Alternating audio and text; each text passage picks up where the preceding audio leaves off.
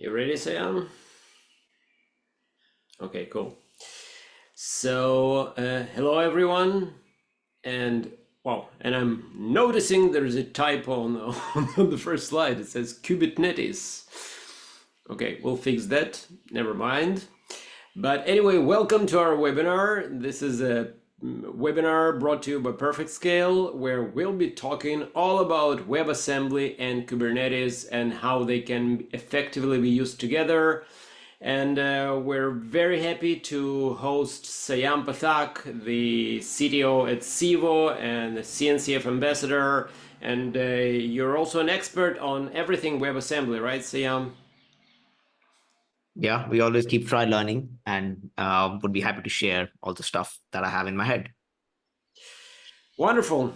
So I know you recently released a full YouTube course on WebAssembly, going over the origins and how to build your own WebAssembly modules. So definitely we'll share the link to that afterwards. But right now, give us your pitch. Cool.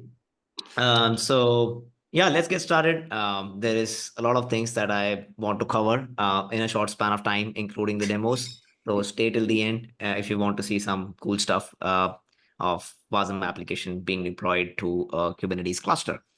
So yeah, a bit about myself that you can read later on as well. You can just follow me on Twitter, the where I'm active the most. So rest all the things will be there. So let's start with the kind of introduction, or I would say like going down the memory lane on WebAssembly. So this was a statement given by Luke, very well known in the WebAssembly ecosystem. So WebAssembly defines a portable, size and load time efficient format and execution model specifically designed to serve as a compilation target for the web. Now, why this definition is always used by n number of presenters and anybody who tries to explain WebAssembly is because it just explains WebAssembly what it is. It is actually a compilation target. So you have a code over here, and then that particular code, you will be compiling it to a universal bytecode, which is a .wasm file. And that bytecode is able to run on any architecture, any platform. And then there are a lot of other features, but this is the main goal of, platform agnostic, language agnostic about WebAssembly.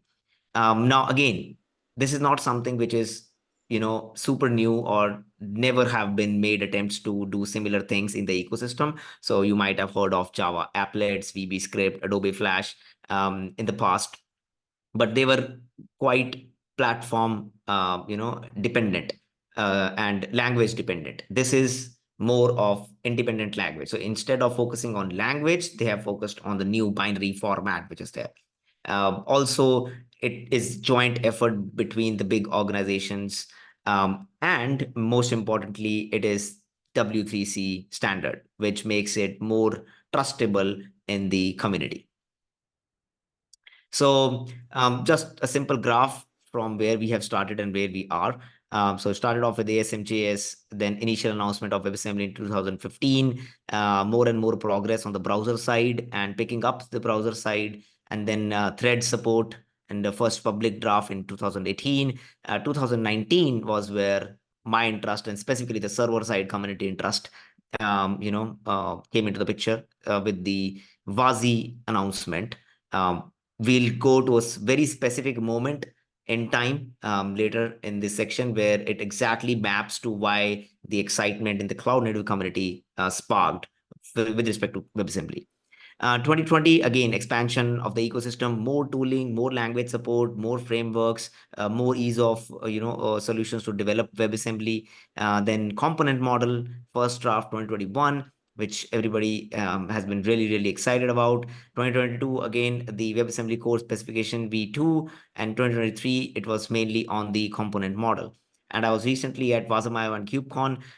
The talks have changed their dimensions from the theoretical talks to the application and use case based talk. So we have seen the transition of the talks. So that's where we see like, Okay, yes, it is being used in production heavily. It is being used in production heavily in this particular use case. So a lot of things going around, going in and around over that part, especially the AI ecosystem. So AI inferencing on WebAssembly is a big deal, and we'll do hopefully one demo as well. So very simple example, let's say user writes a code. So, and let's say user writes a code in Rust. Now, since it's a lot of years have passed and the compiler tooling and the build tooling have matured enough, they are able to provide natively the WebAssembly artifacts or the WebAssembly binaries that gets generated. So you use the same tooling, the cargo tooling, to build and just specify the target as WASM32 WASI, so that it gives you a file called hello.wasm. And you can see on the left hand side the instruction set which is there, and the WAT file, and how it actually what exactly it is doing. And this WASM file is able to run on any architecture where you have the WebAssembly runtime. So you have WebAssembly specifications, which are W3C standards. Then you have WebAssembly runtimes. So there are WebAssembly runtimes like WASM Edge, WASMer, WASM Time. These are the runtimes. Now, these runtimes are the implementations of the specifications, and they are able to run your WebAssembly workload on any architecture. So it's the duty, like you are trusting the, so you're not trusting anything, but you're trusting the WASM runtime, that yes, there is security, there is isolation, there is instantaneous startup time, everything is being well calculated and well structured and well implemented in the WebAssembly runtime. And I'm So sure many of our audience are looking at this and saying, do I have to write Rust for this? no. So when I show you the spin demo, so I think there are more than 20 plus languages that support now WebAssembly, that you can write code and you can generate the WebAssembly modules and run them. So it's not that Rust is the, yes, Rust is like kind of have massive support, and it's more easier. And then specifically the other languages, you definitely can. I'll show you how you can choose between different languages when you try to structure your program in the WebAssembly components or modules. So WebAssembly, is it only for the browsers? Because the feature set, which is it is isolation and security. Why? Because it doesn't know where it is running. It has no clue about the host OS where it is running. So it only knows that I have to run. And then there are mechanisms which we'll discuss later on, how you can add certain capabilities to the WebAssembly modules to access a file or do some other networking and some other stuff. But isolation, security, multi-platform, very small binary sizes, and instant startup times are not only for the browsers. It's like it has to go everywhere. So it initially intended for the browsers, but as technology matures and people keep coming up with different use cases, it started with the next evolution wave after the containers. This was the specific time that I want to highlight, where Solomon Hykes, co-founder of Docker, tweeted, and everybody uses this because it is coming from a person who has built something around which the whole ecosystem now is built. The CNCF ecosystem, the Kubernetes ecosystem is only exists today because of Docker. Now, the person who founded Docker has to say very interesting thing when WASI came out. So this is in 2019. So if WASI and WASM existed in 2018, 2008, we wouldn't have needed to create Docker. That's how important it is. And WebAssembly on the server is the future of computing. A standardized interface was missing, and hopefully WASI will do that task. Now, in the subsequent tweet, obviously, people were worried, like, will it replace containers, or what happens to containers now, because it is coming from the person who founded containers. So will it replace containers? No, but imagine a future. This is 2019. Please remember that. Now, imagine a future where Docker runs Linux containers, Windows containers, and WASM containers side by side. Over the time, WASM might become the most popular container type, and Docker will equally love them and run it all. Coming fast forward to 2022, in September-October timeframe, Docker announced the preview support for WebAssembly workloads. Now, how cool is that? This was in 2019, and a few years later, it actually happened. So that's the kind of thought leadership. That's why this tweet exists in one of my slides, because this is the thought leadership, like person who knows, okay, the impact person, because Solomon knew the impact Docker would have created, and it created. And then he is able to compare how important and cool and interesting WebAssembly is if you can run it on the server side using WASM. So WASM and Docker. The interesting thing is, you cannot just run WebAssembly in the browser, sorry, in the server side. The problem with that is the system calls. How would you handle the system calls and stuff like that? So for that, there is something which is called WASI, which is called the WebAssembly System Interface. And that will let you the runtime. So the runtime implements the WASI, and you have to add capabilities to your WASM modules to access the host operating system via the WASI interface. Like you need access to the file, or you need access to something. So you have to do it via the WebAssembly system interface. Remember, it is we do say that containers are isolated from each other, but they're not so isolated. They still have access to the kernel. They still have access to all those things. The WebAssembly module is deny all. So it's explicitly mentioned deny all. There's no access given whatsoever to WebAssembly, and any little access that you need via the WASI to get communicated to the host operating system or getting more information, you have to explicitly set that in the capabilities.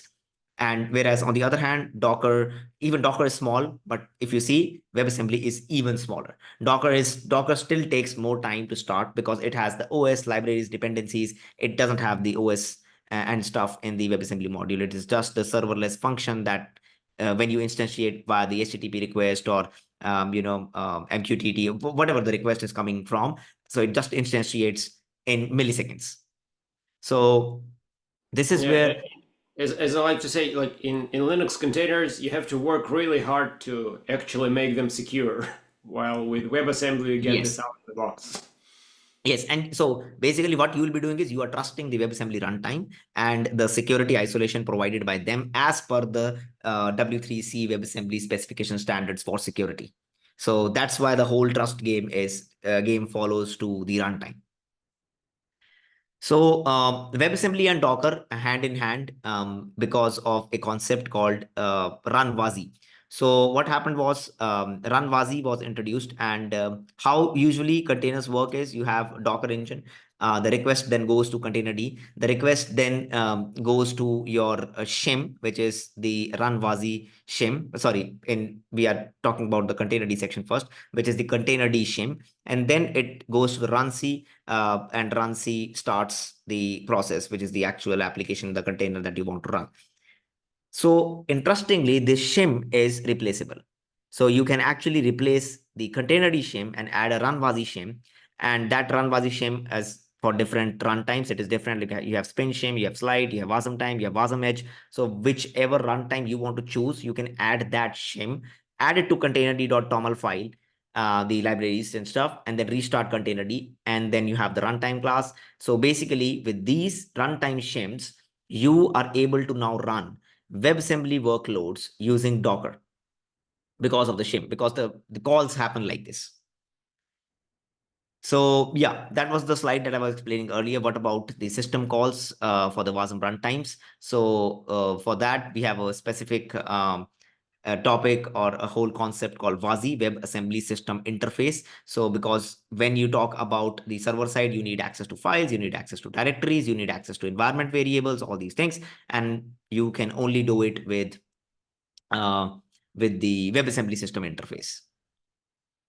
And another workflow of what I just explained, like CLI, get image, create container, start container, request going to containerd, going to the shim, then going to the WASM runtime, creating the container, creating the task, exit, waiting for it to exit, and then to the completion.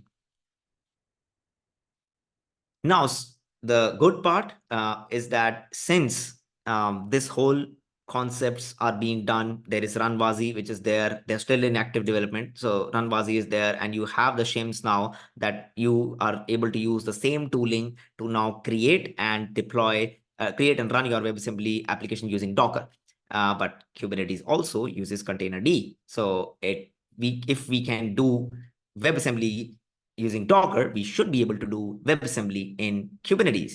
And that's what we are able to do now. So if you have your Kubernetes cluster, and if you have run WASI shims for whatever runtime, WASM runtime that you want installed and configured properly on the node where you want to run the WebAssembly workload, you definitely can run it like not so easily if you don't have any scaffolding and stuff like that. You have to do everything manually, but we'll touch on some of the tooling which makes it super simple and seamless to do it.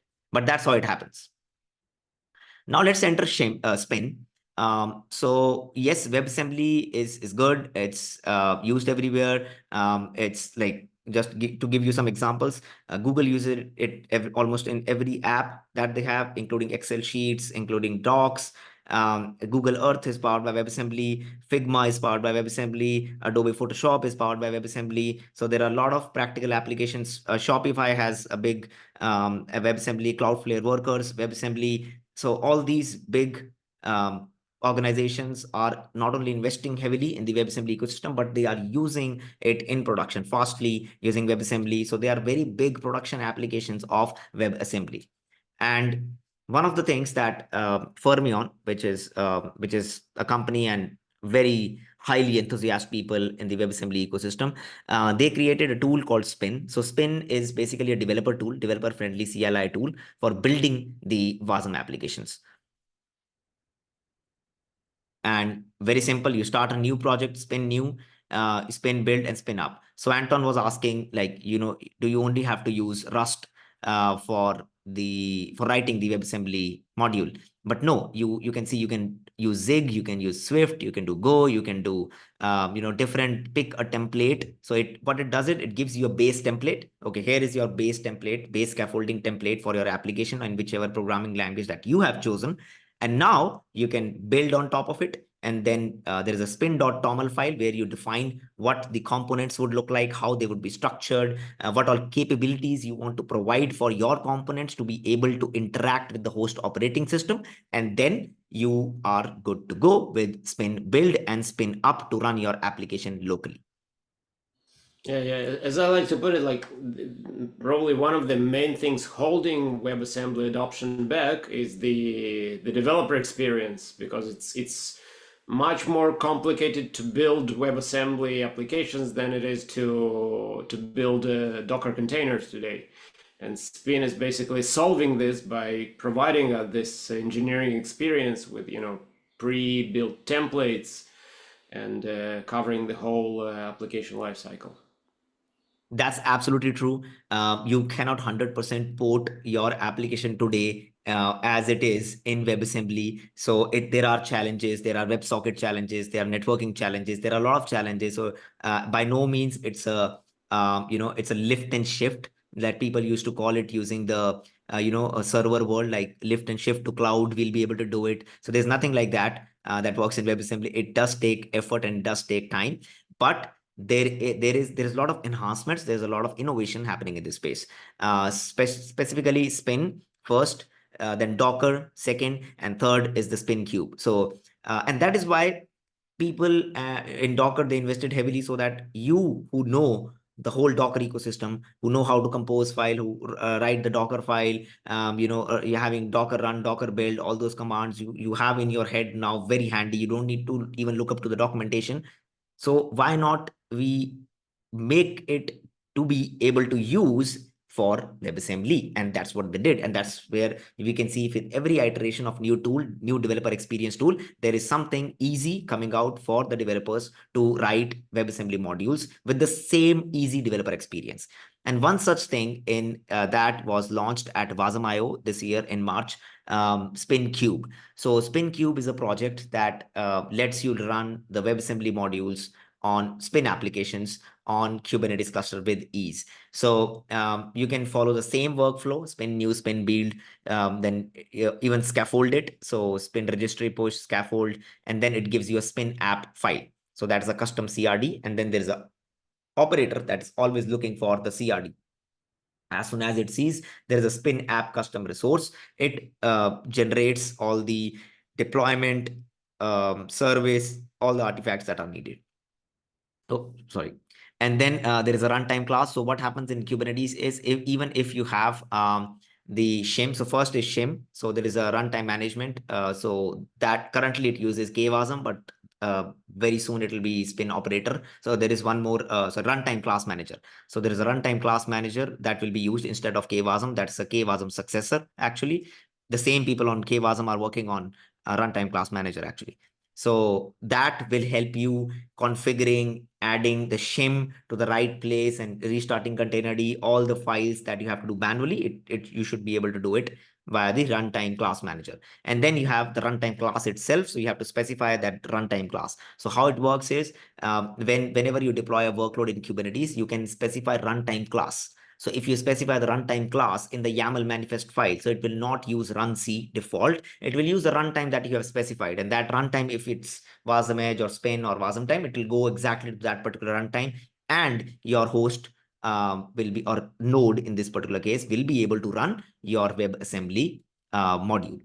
So that was a quick quick overview and quick intro to kind of WebAssembly, because I wanted to spend more time on demo to actually show you how easy it is and how simple we can simply we can do it. So let me just share my terminal.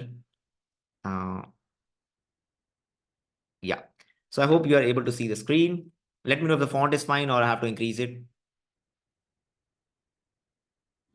Looks fine on my screen.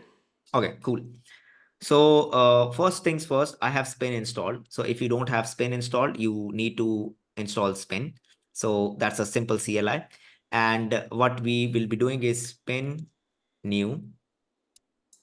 And here we'll be choosing a template. So that's how it's very intuitive. You can see you can choose anything. Again, we'll choose HTTP Rust and we'll give name of the application perfect scale and description for the webinar.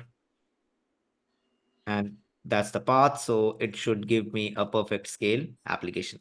So there are three things. One is other things are very common for any Rust app. The only thing which is new here is the spin.toml file. So this is the file that I was talking about where you define your components. You defined your allowed outbound host. So this is the exact place where you define the capabilities of this particular WebAssembly component, what all it can access on the host. So there are in the documentation, you can specify certain stuff here, and then you can have multiple components. Each component can interact with the other component. So your you can say manifest or skeleton of how your application looks like is in the spin.toml file. And right now I haven't written anything because this is auto generated. So it gives you the base spin.toml file out of the box. You have to then, according to your use case, use whatever you want to use. And if you see one of the things over here is command to build. So it's cargo build target release. So when we do spin build, actually the command which will be running is cargo build. So that's what it will be doing. So let's do vi src lib and hello So, for those of from. our listeners who don't know what Cargo is, or for those who are not in the Rust ecosystem, Cargo is a great build tooling that comes with the Rust language. That's it. I don't have to do anything else. Next command would be spin build. And it should take just a few seconds to build it. After this, the next iterations, if there are any changes, it should take from the cache.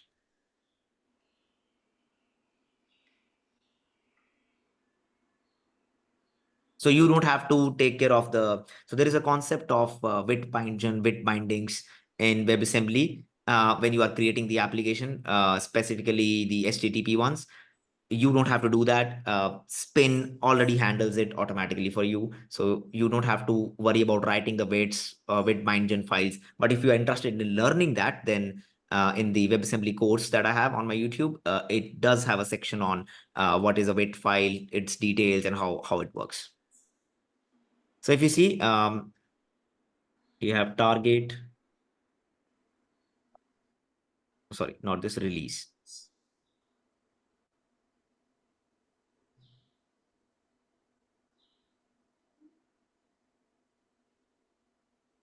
That should be.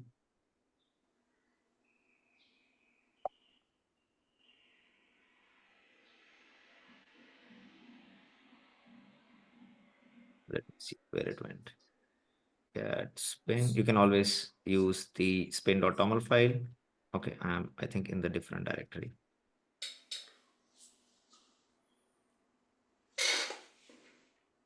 Yeah, it should be in the release folder. So target WASM WASI 32 release. So that it should be creating this. We can just check it.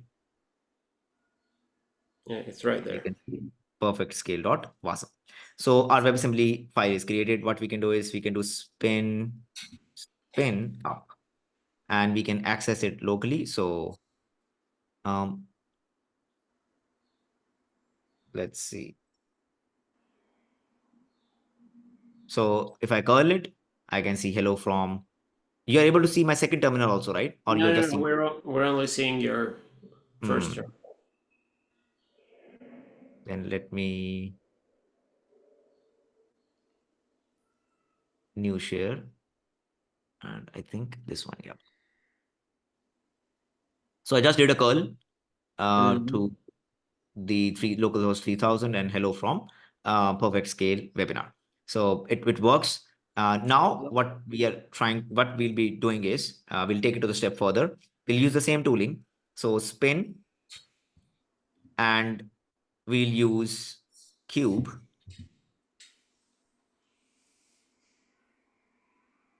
And then, yeah, before that, what we have to do is we have to get the registry push. So we'll be trying to push the image built to a registry.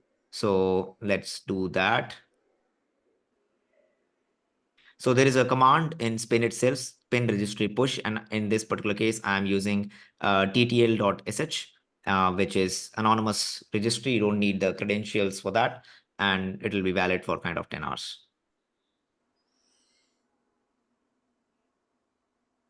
So we don't see your other terminal now. Oh, The one where you're sorry. doing stuff.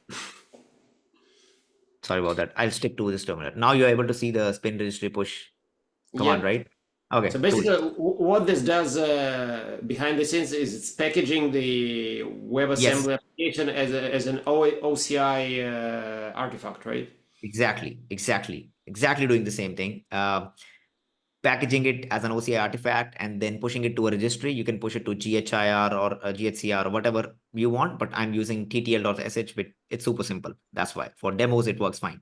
So it just pushed the registry. And now what we are going to you do is we will scaffold the application. So there is a plugin. So Spin also has plugin, and Spin has one of the plugins called Spin Cube. So Spin Cube scaffold, and scaffold this image to a Spin app. So let's see what is there in Spin app. So it has created a custom resource for me. So like kind, Spin app, name, image, and replicas too, and the containerd executor shim. Now for simplicity and saving the time purpose, I already have a Kubernetes cluster installed, created, everything is there. So we have a 3-node cluster, kubectl get pods -a. I'll show you what all stuff spin operator requires. So we have a spin operator, which is running. Before spin operator, you also need to have cert manager. So first step is cert manager, then you have the spin operator, then you also have kubectl get runtime class. So you also have a runtime class spin that you have to create. And then is the spin app, which is this. So we can just do kubectl apply -f spin app. It'll start deploying kubectl get pods. And it's running kubectl reverse proxy Saiyam. And it's actually available. So if I do localhost 9090, which I'll just share with you in the desktop.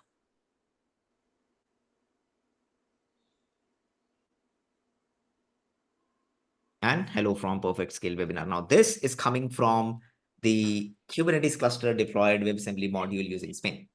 So we did everything end to end. created an application from scratch, and you can see how much time has elapsed since then. So created an application from scratch and scaffolded it, created all the stuff required for Kubernetes manifest, scaffolding it, deploying it, and then accessing it. So I think it's pretty cool. It eases out the developer workflow that Anton was talking some time back, which sometimes is a barrier in adopting a new kind of technology. Now you can use the same tooling. So you just need to have take care of the stuff which you can do in WebAssembly and what stuff doesn't work in WebAssembly. And then it's easy to kind of deploy it to your known infra ecosystems, especially the Kubernetes one. One interesting thing that I want to do here is, this is a simple app, but Spin is WASM has been the very popular. By the way, we are in the AI world and we leave a webinar without saying the word AI. That will not happen, right? So that's why we have an AI demo. In this all AI era, the AI inferencing using WebAssembly has been a very interesting topic in this space. You can learn more about that in WASM.io talks, KubeCon talks. There have been various talks on serverless inferencing using AI. So you have, so this is a very simple example available on Fermion examples as well. This is a sentiment analysis TypeScript application. And what I have over here is, I have something. Let me see. Yeah. So I named it perfect scale.yaml and then I forgot what I named it. So this is the application. It's a Spin app and it's a name. It's the image executor. Sam, we're still seeing your browser now, so Oh, we need to okay. go back to Sorry about that. whatever you want to show. Okay, there we go. Yeah, so there's a perfect scale.yaml file. It's same Spin app, but with more parameters and more functions and more stuff. So the image here is, I have already built the image because I don't want to show the same process which is there. So this is the image for the sentiment analysis app. In this, I have in runtime config. So you can, so what you can do is you can do a lot of things. Since it is Kubernetes, you can specify volumes, you can mount secrets, you can have all these things. You can have KDA, auto scaling enabled, Prometheus, you can have different endpoints and stuff over there. Also, you can specify runtime. So this particular app will be using a GPU powered, will be using a GPU hosted by Fermion Cloud using my auth token, but it's running on Kubernetes. So we can use remote HTTP with all the options. So let's deploy this. Perfect scale. Perfect scale dot. Yeah. kubectl get pods. It's running. Sentiment analysis app. And then kubectl reverse proxy.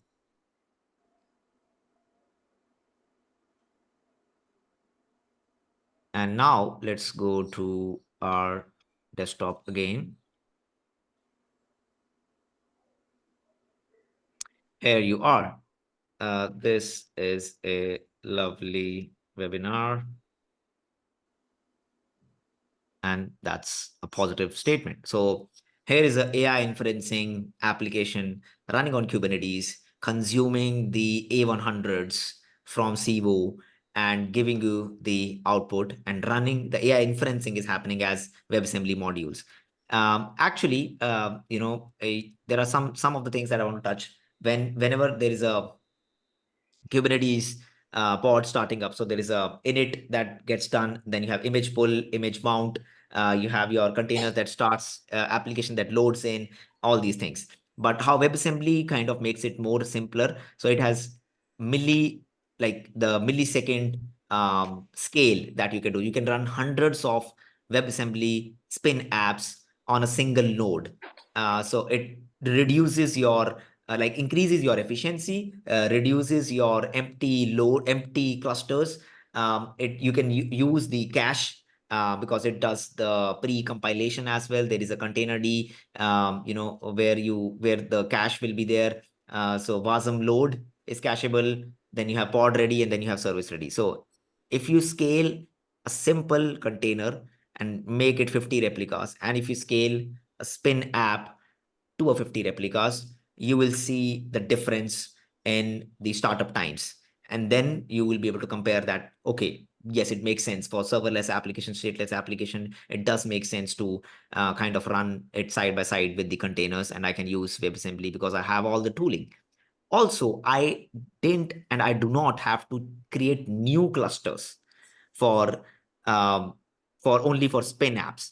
You can use your existing Kubernetes cluster, create a new node, and then add bunch of things to that to make it WebAssembly compatible. So if you go to spincube.dev and if you see the installation, you should be able to see installing with Helm, and you just need Kubernetes cluster, Helm, and then you need CRDs, you need runtime class, executor, you need spin operator, you need Jetpack, cert manager, all these things. Once you have, and this can be configured on existing Kubernetes cluster as well. So it doesn't have to be a new Kubernetes cluster. Whatever you are deploying in production, you can create a new node pool for your WebAssembly workloads, and then you can use same Kubernetes constructs for node selector, node name, that this particular WebAssembly workload has to go to this node, because if it goes to some other node, it won't be able to find that runtime and it will fail. So you have to mention that it has to go node selector with the labels and stuff, that it goes to right node and it is able to create and do all those set of things. So yeah, I think that's pretty much it that I wanted to kind of cover with introduction to WebAssembly, what it is, where we are, what some of the stuff with Spin, and what fancy is there with SpinCube, why you would be kind of using Spin WebAssembly applications alongside of containers in your Kubernetes cluster, and how you can do that easily. Wonderful. Thanks a lot, Sam. And one thing that that's especially important, I think, to our audience, this being brought to you by Perfect Scale, is WebAssembly modules are actually much more efficient and cost effective than regular containers. They don't have all of the bloat that containers usually bring with them, because really, who has the time to build those efficient container images? Most of us don't. And WebAssembly modules, they're built this way out of the box, and as you said, they scale much faster, and the bin packing with them is much better. So if They're more you secure. care, yeah, if you care about optimization, if you care about the cost of your Kubernetes clusters, definitely start looking at that. And we have a couple of questions. So somebody here is asking, what other languages are being supported by Spin? I think they have a chart on somewhere on their website on Spin that shows the compatibility of component model, Spin, and what all stuff is a tick mark, and what is in progress and what is coming up. But most of the usual languages that you write the code, it's coming. If it's not, then there is a heavy work going on the compilers team to get the support out. Okay, somebody's asking where they'll be able to access the recording. Okay, watch our My and Perfect Scales and Saiyam's feeds on LinkedIn or on Twitter. We'll share this. So the Yes. moment the recording is available, we'll share it everywhere. And you can also go to Perfect Scales blog. We'll also share it there. So just watch this space, it will be shared multiple times. And okay, one more thing. So basically, we're saying what's not to love about WebAssembly. On the other hand, there are challenges, right? So, Yes, 100%. Like I mentioned, that you cannot one-to-one copy your application as it is today to the WebAssembly. So there are networking challenges, there are WebSocket challenges, which is there. There are interesting projects also. For example, there is something which is called WASI X that does the networking sockets and stuff better than WASI, but WASI X is not being marked as a standard. WASI is marked as a standard, but WASI X serves the purpose. So it really depends. The community, the companies, they are developing this stuff as per their customer use cases studies, and stuff is moving at a very fast pace. So things are getting, WASI preview 2 was out already. Component model hopefully should be finalized with this year. So I mean, things are moving fast and slow because people love WebAssembly. They want to migrate a lot of things, but you cannot migrate a lot of things as of today. But you can do a lot of serverless stuff using WebAssembly. Okay, and here's another question. What are some major community forums or spaces somebody would want to get connected to learn more about WebAssembly? I think join the Cloud Native WebAssembly working group. So there is a CNCF working group, WebAssembly. Make sure to join that. They have weekly, bi-weekly, I think bi-weekly calls. You attend them, see what innovation is happening. There's a Kubernetes scheduler extension innovation happening in the WebAssembly space. So there are a lot of stuff happening. So make sure to check that out, and you will be able to meet a lot of people who are there in the WebAssembly ecosystem from different organizations. And then join Spin community. Spin is open source. You can join their community to interact more with Spin developers. There's also that community called WASM Builders. I think Yes, I right, remember right. I posted a blog there about a year ago. And okay, here's another question from Miklos saying thanks for the talk. And thank you, Saiyam. It was actually a great talk, very concise, giving us just the right bits. And he says for logging, we just have to set up capabilities appropriately so that logs can be stored on the nodes file system, right? Yes, so it's all capability based. Also, the logging support is not as strong as you would think. So there is a lot of work being done by a company called Dilipso, who lets you instrument your application manually or auto instrument or application using open telemetry or datadog or whatever you have. So you can do those instrumentations using Dilipso SDK. There is a working proposal in the WebAssembly community for standardized logging for WebAssembly modules as well, because logging is hard for WebAssembly modules. It's bytecode. That's why. But the work is being done, and how we can use the existing tooling for like Prometheus, Grafana, and all that stuff. Again, when we are in the Kubernetes ecosystem, we can use that. So it's just a matter of exposing that, and you can auto instrument using OTel. There is a OTel collector for sure. And I have explained one example in the WebAssembly course if you would like to check that. Okay. But Dilipso you should check out. It's open source.